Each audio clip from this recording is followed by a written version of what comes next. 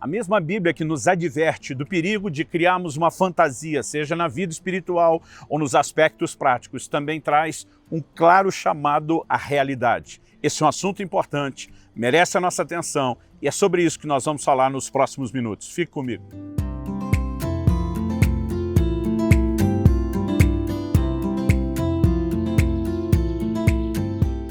Em Eclesiastes, no capítulo 7, dos versículos 1 a 6, nós lemos: a boa fama é melhor do que o bom perfume, e o dia da morte é melhor do que o dia do nascimento. Melhor é ir à casa onde há luto do que ir à casa onde há banquete, pois naquela se vê o fim de todas as pessoas, e que os vivos o tomem em consideração. Melhor é a mágoa do que o riso, porque com a tristeza do rosto se melhora o coração. O coração dos sábios está na casa do luto, mas o dos insensatos na casa da alegria. Melhor é ouvir a repreensão do sábio do que ouvir a canção dos tolos, pois, como o crepitar dos espinhos debaixo de uma panela, assim também é a risada dos tolos. Também isso é vaidade.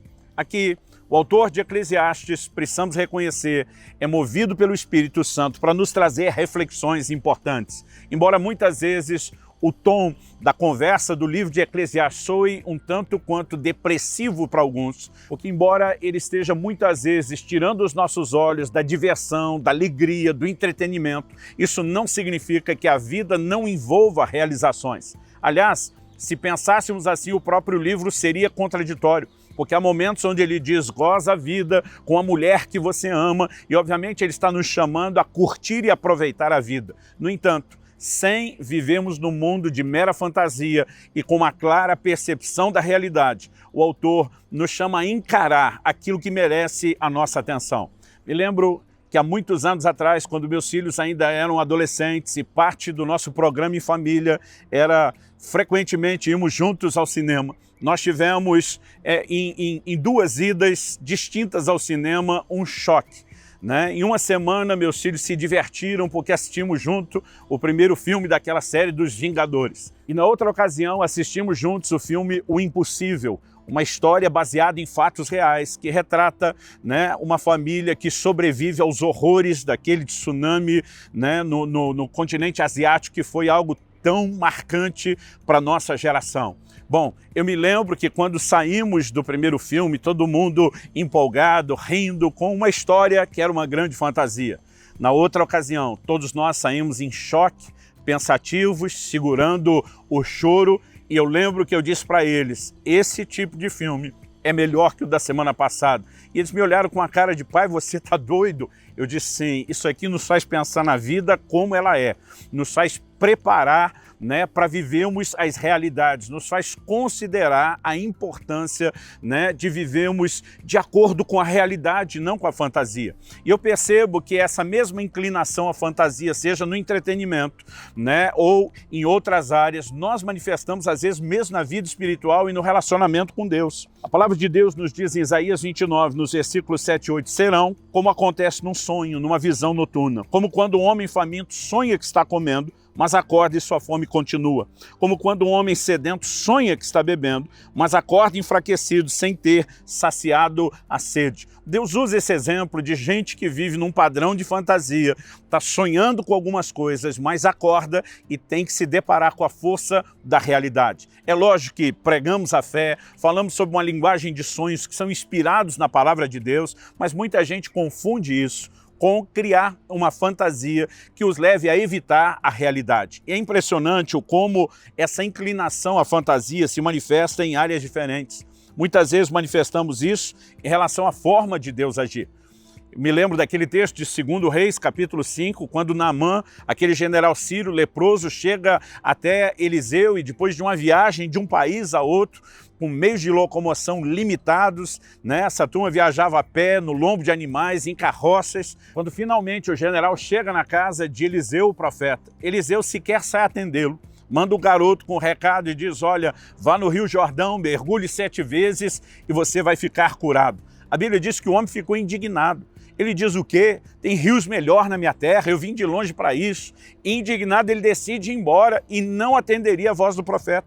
Um dos servos, eu imagino, sinalizando com a mão e diz: se o homem de Deus te pedisse uma coisa difícil, você não faria? Ele diz: sim, eu estava esperando isso. Eu digo: por que é que não faz a fácil?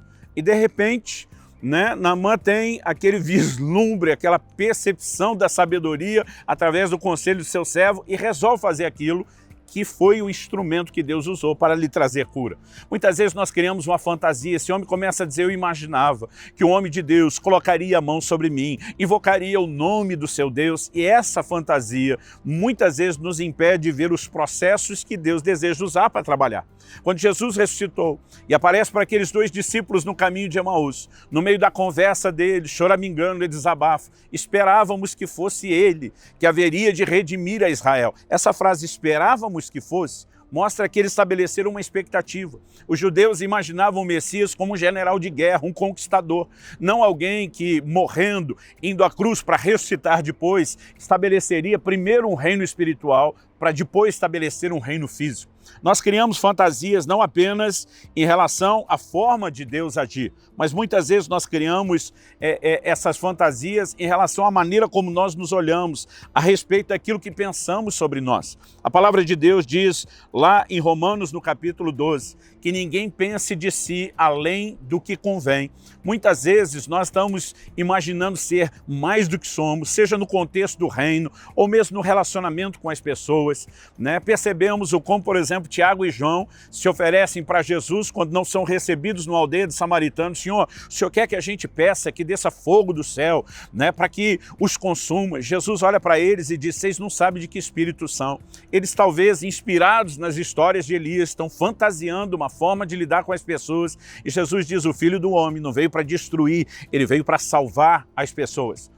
Percebo que muitas vezes essa inclinação ao evangelho de fantasia nos faz ignorar, né, princípios que no dia a dia deveriam ser muito práticos. E aqui Salomão também nos mostra algumas distinções a serem feitas. Ele diz que mais vale o bom nome do que um unguento precioso. Mais vale a boa fama, né, do que um perfume caríssimo. Em outras palavras, ele está dizendo, mais do que aquilo que você vai aparentar em um momento, chamando a atenção das pessoas, é o seu histórico, é o seu comportamento, é o seu testemunho, é o seu bom nome. E muitas vezes nós estamos mais preocupados com uma aquisição, com uma ostentação, com impressionar alguém, do que ter um estilo de vida que seja respeitoso. Acredito que quando, né, reconhecemos que ele está falando de gente que tinha já o temor do Senhor e os princípios de Deus, ele está mostrando que isso tem a ver com a nossa humanidade. Não importa se abraçamos a fé em Cristo ou não, nós teremos que lutar contra essas fantasias para trazermos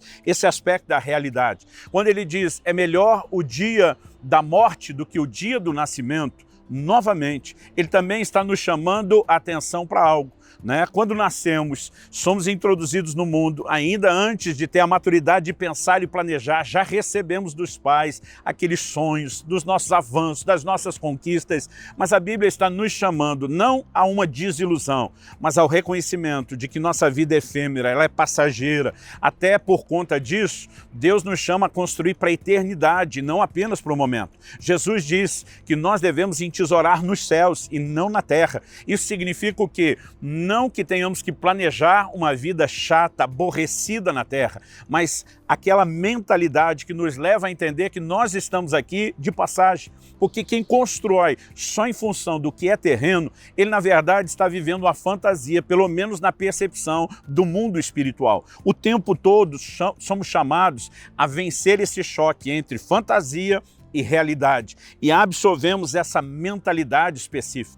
Eu percebo pessoas que se empolgam quando começam a caminhar num relacionamento próximo com gente que tem uma condição social diferente. Me lembro de um conselho que eu recebi logo no início do meu ministério. Um pastor amigo um dia usou a seguinte frase que eu nunca mais esqueci. Ele diz, galinha que anda com pato morre afogada. Né? Em outras palavras, quando você começa a achar que tem e pode o que outras pessoas com quem você anda tem e pode, você pode se prejudicar. Há pessoas que se deixam levar pela pressão social, o lugar onde vão comer, o tipo de viagem que vão fazer e não é compatível com o seu orçamento. Em algum momento, aquilo que parecia ser alegria e empolgação se torna desilusão. Há um choque entre a fantasia e a realidade, isso é apenas uma questão de tempo. Quando a Bíblia diz melhor é a casa do luto do que a do banquete, não está dizendo que a gente não deva viver alegria. Aliás, a mesma Bíblia que diz chorar com os que choram, também diz que nós devemos nos alegrar com os que se alegram. Mas quando ele diz é melhor, ele está falando no sentido de reflexão. Dificilmente alguém vai refletir na casa do banquete, mas normalmente na casa do luto, a gente reflete a respeito do que diz a Bíblia, o fim de todos os homens. Isso nos faz ponderar, pensar e planejar melhor a vida. Da mesma forma, quando a Bíblia diz melhor é a mágoa do que o riso, não é um tratado contra a alegria e nem uma promoção das dores interiores. Mas a Bíblia diz, com a dor o coração se faz melhor. Muitas vezes é em meio a crises que nós podemos crescer. Muitas vezes não preparamos um novo convertido com ensinos claros de Jesus de que ele vai enfrentar problemas. Muitas vezes não preparamos os filhos para enfrentar problemas para a vida. E há um momento onde a realidade vai chocar aquele mundo de fantasia. Deus quer que eu e você tenhamos uma fé que muda realidades, mas não que necessariamente as negue.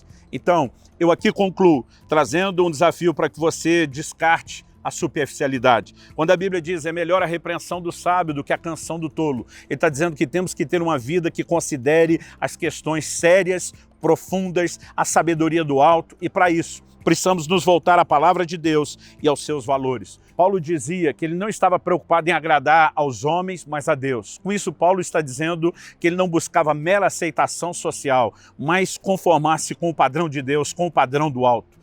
Vivendo dessa forma, eu e você, vamos fugir das fantasias que nós criamos, vamos não apenas nos adequar melhor à realidade do mundo à nossa volta, mas acima de tudo, vamos satisfazer o Senhor. Então que isso possa encorajá-lo a adequar o que for necessário na sua vida. Deus te abençoe.